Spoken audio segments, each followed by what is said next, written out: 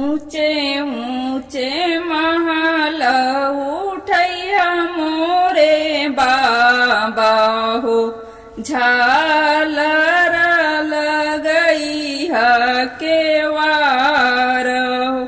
ऊंचे ऊंचे महल उठैया मोर बाबा हो, झालर लगैया केवार हो।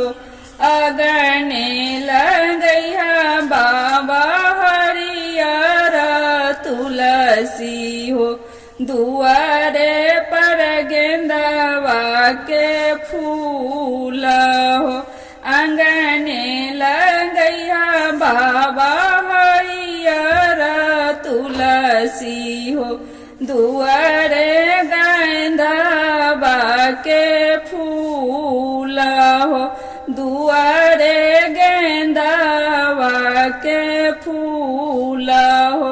ब्याहन अइलन दुल्हा कवन दुल्हा, फूल देखी गईले लो भाई हो।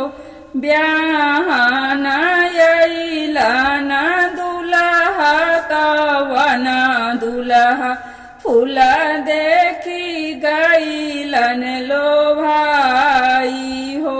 दाना दहेज ससुर कुछो नहीं चाही जी, एक चाही गेंदवा के फूल हो।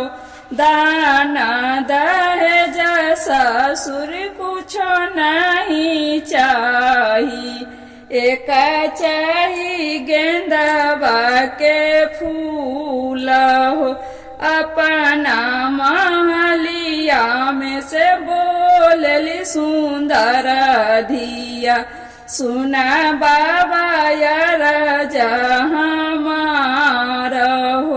अपना महलिया में से बोलली सुंदर धिया, बाबा से यार जहाँ हो।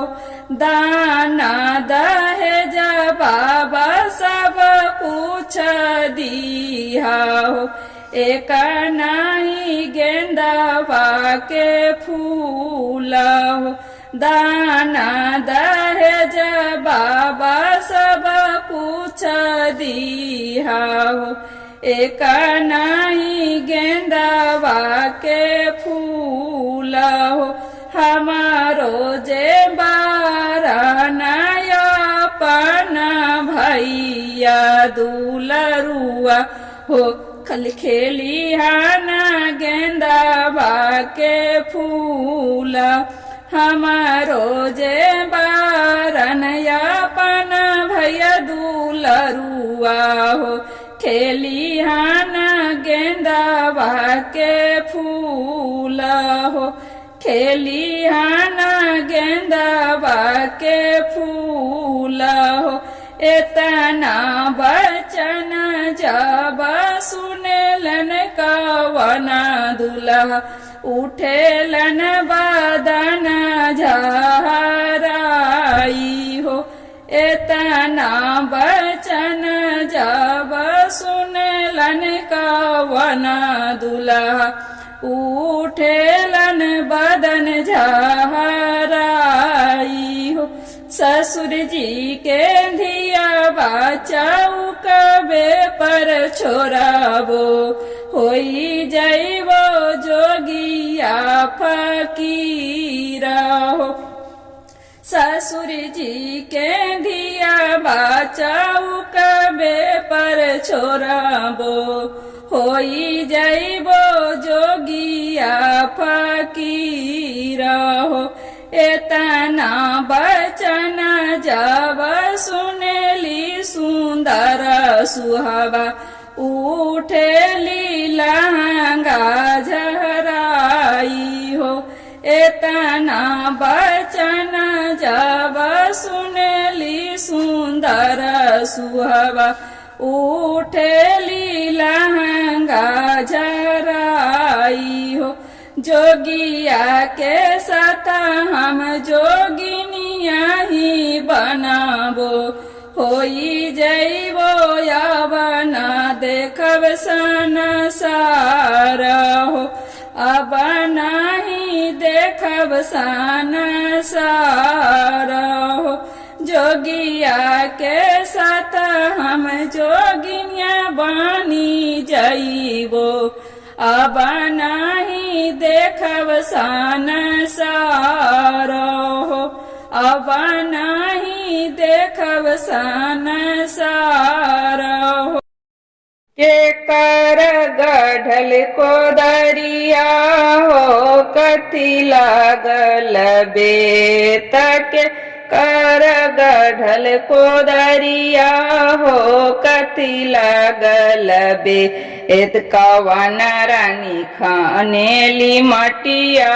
हो उनके नामी नामी के कवन रानी खानेली मटिया हो उनके नामी नामी के लोहरवा के गढ़ल को दरिया हो रूपे लागल बे लोहरवा के गढ़ल के मरिया हो रूपे लागल बे तबुआ रानी खानेली मटिया हो उनके नामी नामी के सबुआ रानी खानेली मटिया हो उनके नामी नामी के कहमा से लगो चंगेरिया हो लाल पियरे रंग कहमा से वो चंगेलिया हो लाल पियरे रंग कवन रानी पूजे को दरिया